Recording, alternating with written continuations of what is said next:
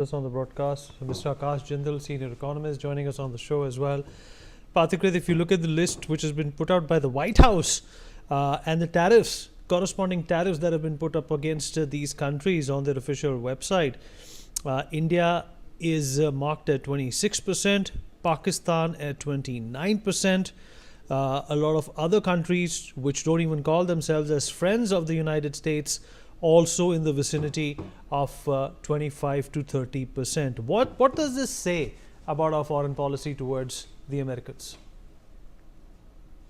First and foremost, I congratulate the Prime Minister of India and his team, because we have not, just for the sake of being in the good book of Trump, we have not accepted all the terms and conditions they're looking for or they're trying to impose. I mean, just for the sake of not having a 25% tariff, should we have opened our dairy, poultry, fisheries and agriculture market? Should we have allowed non-veg, food fed cattle to give milk to us? So this is not the way you do negotiations. And I strongly reiterate that, we should stick to our points. And I still believe India is a strong strategic partner of United States. But if you get into the brass tacks of it, India today is a $4.1 trillion economy. Our exports to United States, merchandise export, is around $80 billion. $80 billion as percentage of your GDP sums up to something like 2% of the GDP.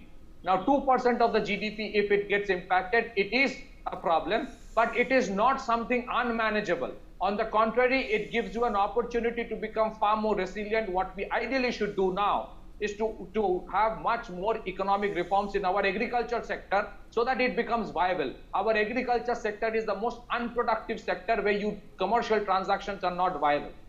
And therefore, I think this entire 25% tariff plus 10% because of our dealings with Russia, 35% in totality. If Trump is considering that as a fair deal, then that's his choice.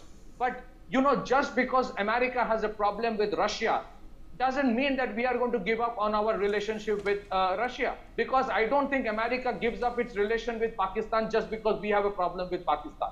I don't think Americans gave up their relationship with China just because we had a Doklam and a Galwan.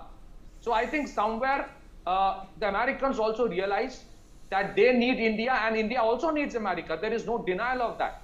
I think these are pressure tactics. Eventually, some kind of concessions will be worked out. I am very hopeful of a mini trade deal. Certain things will not be worked out. But look at what America has done to the trade deals, so-called successful trade deals in case of European Union and Japan.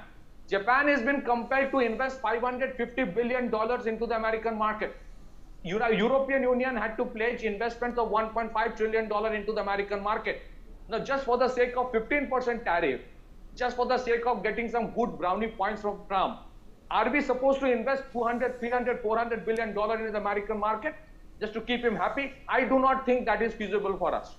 So I think there is a symbiotic relationship. There are strong strategic partnership areas of convergence between India and United States. We do acknowledge and realize that. We do acknowledge the contribution of America in the Indian economy. But if the Americans do not accept it, and I think the Americans are great people, I'm only talking about Trump administration, if it doesn't realize it, well, I'm sure today or tomorrow they would understand. There were certain situations like this created for us in the 1998 phase also, when we did the nuclear test and the sanctions were imposed. Eventually, it helped us to become far more resilient, and the Americans understood our concerns and relationship became better.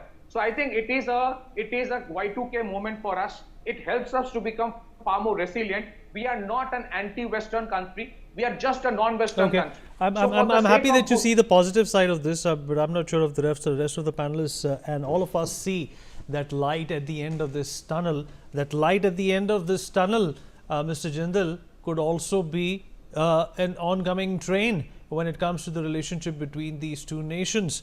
As far as I know, that